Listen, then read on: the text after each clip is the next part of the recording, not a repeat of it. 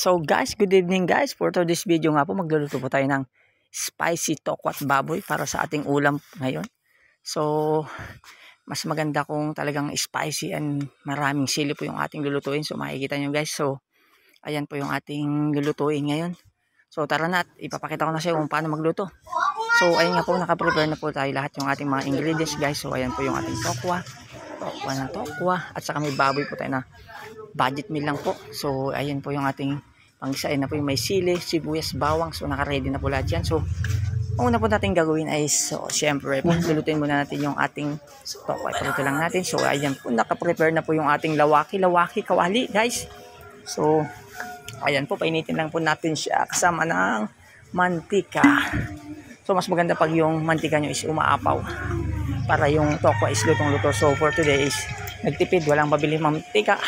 Na-short po tayo sa budget. So, hindi po luluto ang ating tokwa. So, ayan nga po guys. So, makikita nyo naman po. So, kainit lang natin painitin yung ating mantika guys. Bago po natin ilagay yung ating tokwa on the go. So, ayan nga po. Makikita nyo. Dahil magluluto po tayo ng tokwat baboy spicy. So, request po ng ating bunso. Dahil mahilig po tayo sa maanghang. So, dadamihan po natin ng sili. Yan, guys. Yahoo! Sigurado na naman po ang ating taob ang kaldero na naman nito, guys. So, ayan po. Painitin lang po natin yung ating kawali, guys. So, ayan namang mantika.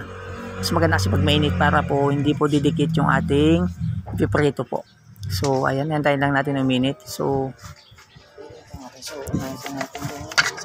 ready na po yung ating tokwa. So, ayan po, testingin nga natin kung mainit na talaga.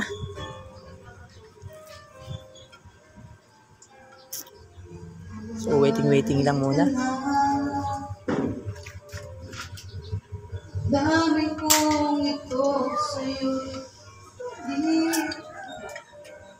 So, ayan nga po. So, medyo ang pagprito po ng tokwa is pag hindi naman sa pang spicy tokwat baboy naman siya, kahit hindi natin toasted para hindi po siya matigas. Kasi pag tinosted po natin yung tokwa is may makunat talaga siya. Pero ang pagluluto natin ngayon is yung medyo eksakto lang, hindi naman siya kulang sa luto, hindi siya sobra sa luto, yung eksakto na golden brown at hindi siya matigas, hindi siya malambot, yung eksakto lang talaga na luto. Para pag kinain natin hindi yung lumalaban. Minsan kasi makunat po ang tokwa pag yung nasobrahan sa luto. So, tinesting nga natin ang isa. Kung tumalsik na. Hindi pa guys. So, konting init pa kailangan. Medyo mainit po yung mantika natin para pag ilagay po natin hindi sila dikit-dikit. Pag nagluto na ito, is gawin na natin mga golden brown yun. Hindi naman siya sunog na sunog. Yung saktong golden brown lang. Pwede na po siya. Kasi pang halo lang po natin sa pork naman po. Hindi naman siya purong pan. Kaya huwag natin kailangan toasted din. So, ayan po, antayin natin at hindi pa gaano mainit ang mantika.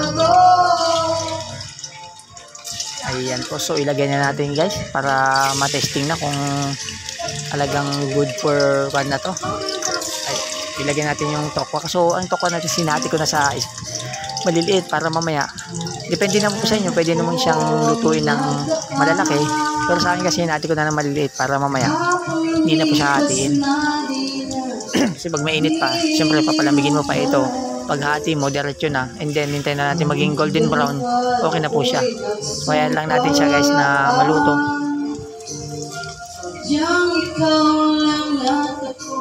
So, ayan nga po guys. So, nakasito yung ating tokwa. Antayin lang natin siya mag-golden brown. So, natin siya. Bakit ikaw ngayon ay bigla?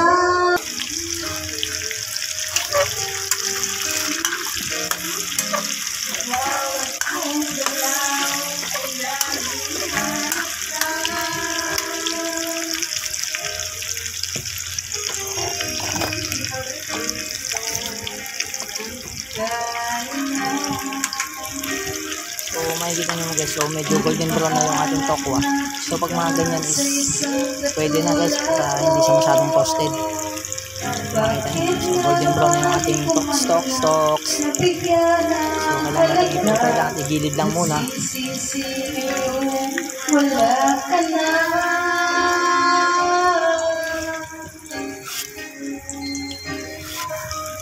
Kulang ako kung wala.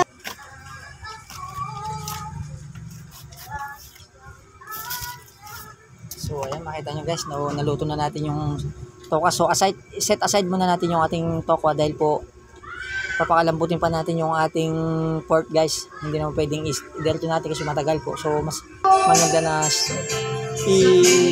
papalambutin, igigisa muna natin sa or prito lang muna natin hanggang sa lumambot guys.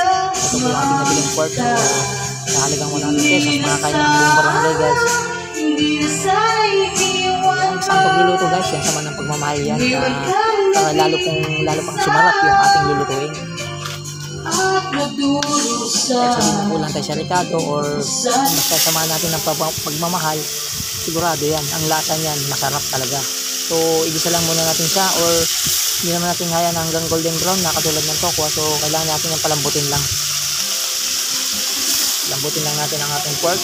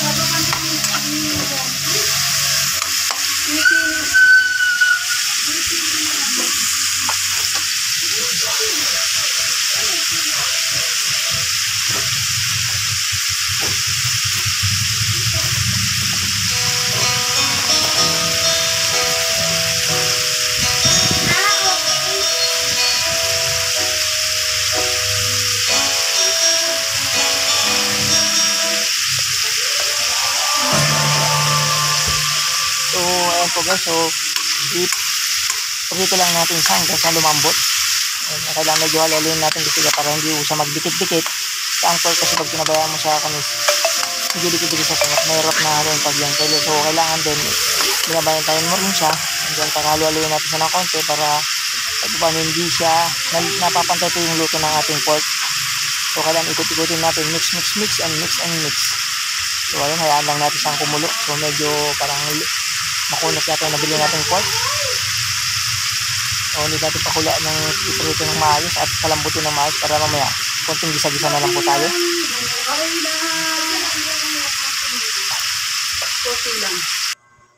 So ayun nga po guys, medyo nag-golden brown na yung ating pork. So sa ganyang bagay is parang kulang pa siya guys. So palambutin pa natin siya at medyo makunat pa. So ayan lang natin, halo-haluin lang natin siya para pantay po yung luto ng ating pork. Ayan guys, halo-haluin lang and mix lang tayo. So ayan.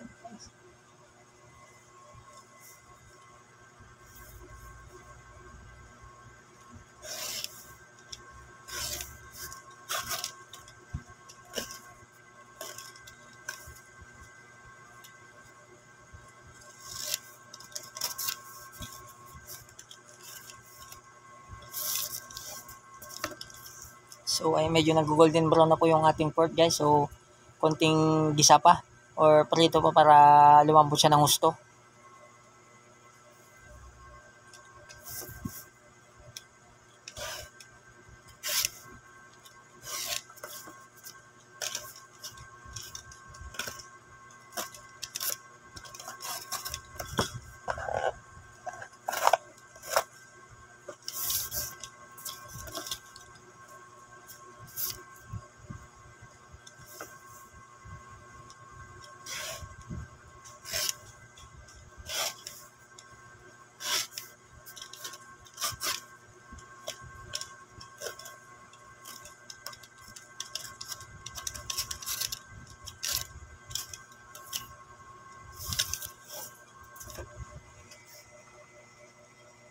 So, ayan nga po guys. So, ang gagamitin pala nating mantika is yung margarine guys. So mas masarap kasi sa panlasa pag margarine po yung ilalagay natin.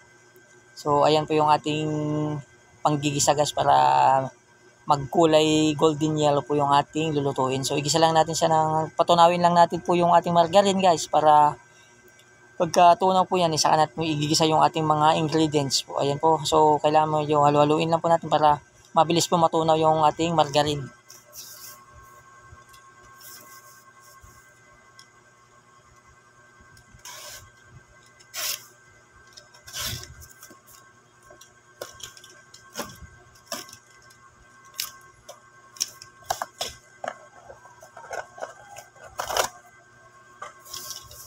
So, ayan guys, naka-ready na po yung ating mga ingredients. So, ilalagay po natin, siyempre, bawang muna ang ating ilalagay guys. Ayan po yung ating bawang. So, igisa lang natin siya hanggang sa maluto. And then, next na lang po yan.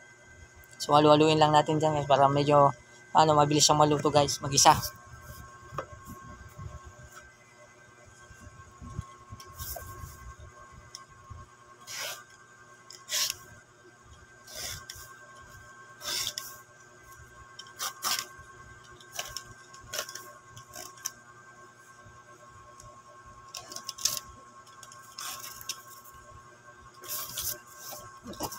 Igisa lang natin siya ng igisa. Para mas maganda po yung kanyang pagkaluto guys.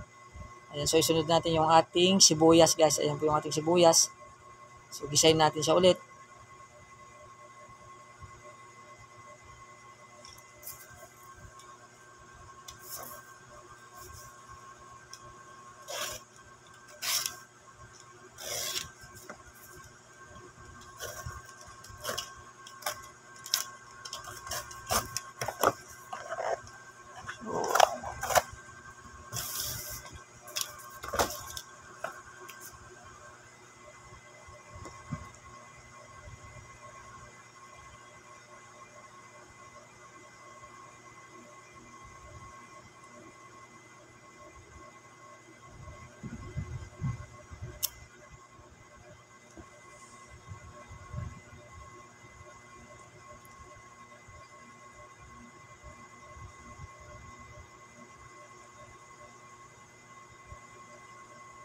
So, ayan, next na natin yung ating siling labuyo at saka siling green guys. Ayan po yung magdadala talaga dyan.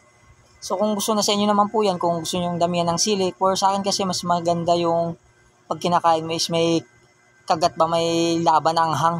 So, yan po yung magiging pang dala talaga pag yung nagluluto tayo ng spicy tokwat baboy guys. So, haluhalin lang natin, mix lang po natin para yung anghang niya is kakalat mamaya sa ating ilalagay na. Ayan po, i-mix lang po natin.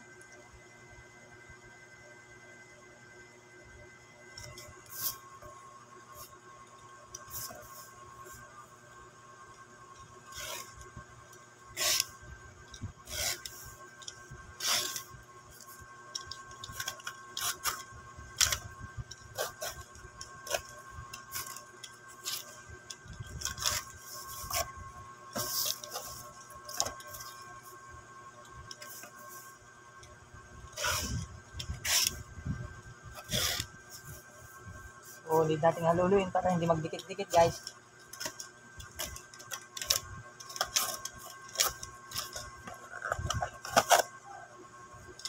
So, igisa lang natin siya ng igisa.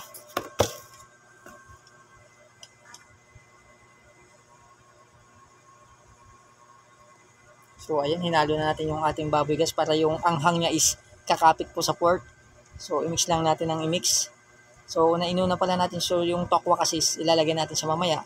So, inuna mo natin yung ating pork kasi hindi ko na tinanggal po sa kawali. Para hindi na po less kwan na. So, ayan po.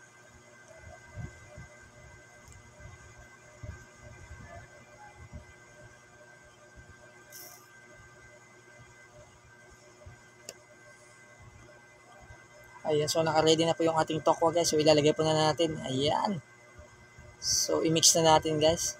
Para yung kanyang anghang is kakalat sa lahat. So, mas masarap kasi pag kinain mo yung spicy tokwa na yung pagkagat mo ng pork or yung tokwa, nandun po yung anghang kumakapit sa konti para pag angka is maganda yung sumisipol guys.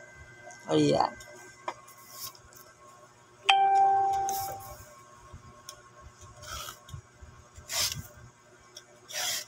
Basta tandaan lagi ang pagluluto guys, sinasamaan ng pagmamahal. Kahit kulang sa rekado, basta mahal mo ang niluluto mo, tiyak sa sarap, ang panlasa at ang lasa ng niluluto mo guys.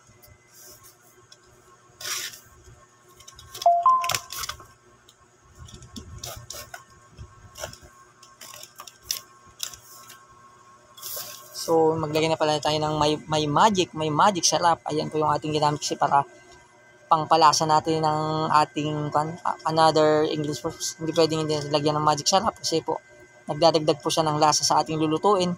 Bukod na sa manghang na may magic pa. So, i-mix lang natin para yung lasa po ng magic ay magmamagic po sa ating lulutuin. So, ayan nga po, di ba? May magic na mahal mo pa ang niluluto mo. Sigurado ang lasa sobra-sobra sa sarap, guys. Yun po yung sikreto ng pagluluto.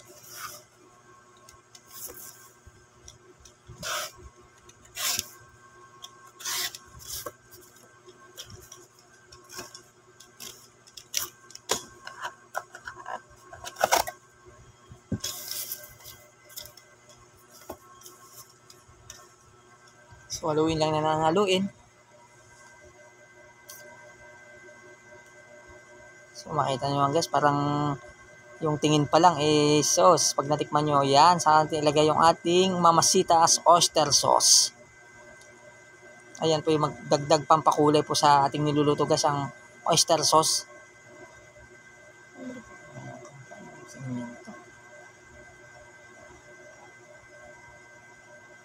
So, ayan guys. So, i-mix lang po natin para kumalat din yung lasa ng ating oyster sauce. So, hindi na pala ako naglagay ng toyo guys. So, ayan na yung toyo ko yung oyster sauce. Kasi masarap po yung lasa ng oyster sauce dahil nakatimpla na po yan. So, yan po yung ating gagamitin. Ayan, haluin lang natin, i-mix lang natin para kumalat po yung kanyang lasa sa ating niluto. So, nako, nangangamoy na guys. Ang amoy niyan, umabot na naman hanggang SM North. Haluin lang natin ng haluin. Dahil ang kamera natin ay malikot, nabaliktad na naman niya. Bahala na kayong umintindi sa aking video guys. Dahil naikot-ikot na, nahilo na yung tagaluto. So ayan, maglalagay pa tayo ng ating isang ingredients guys na pampakulay at para lumapot po konti yung ating lulutuin ay maglalagay po tayo ng UFC banana ketchup guys. Depende po sa inyo kung dadamihan nyo. Sa akin kasi yung eksaktong kulay lang kasi nga hindi naman natin kailangang pasabawin na siya ng konti. Basta kumapit lang po sa lasa ng ating inuulam, sigurado tatamis na ang iyong pagkain. Ayan po guys. Maglagay na po tayo ng UFC mang banana tomato ketchup. Ayan. So, nako talaga. Sa tingin pa lang guys, taob na naman ang kanin. Ang kaldero na may kanin. Ayan. So, i-mix lang po natin siya guys para kumalat din yung kanyang lasa at mapunta na sa pork and tokwa. So, mix lang natin ang i-mix.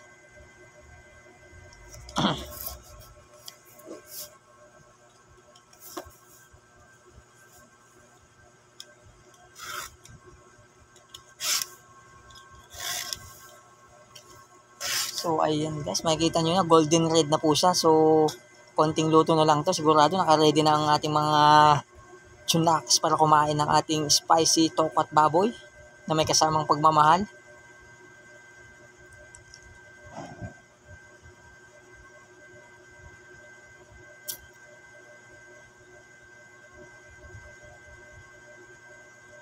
Ayan guys, so dito pala nag-add po tayo ng konting suka. Yung suka naman kasi is pang patagal po siya ng kung ano niluluto natin para hindi siya agad mapanis. Para kung may matira pa, is pwede pa sa akin umagahan. So, depende mo sa inyo kung gusto nyo lagyan ng suka, okay lang din. Pero sa akin kasi, mas maganda kung naglalagay po tayo ng konting suka lang.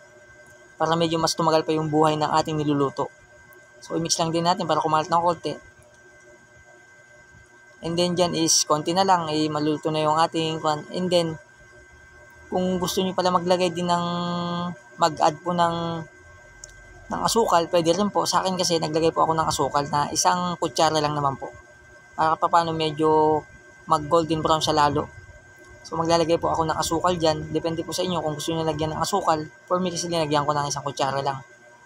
Para yung Kumbaga yung lasa niya po is magiging naglalaban po yung anghang sa katamis at sa kaalat. Ayan po yung pinaka-the best sa lahat na pag nagluto kayo may naglalaban pag kinain mo. So, konti na lang to at maluluto na guys.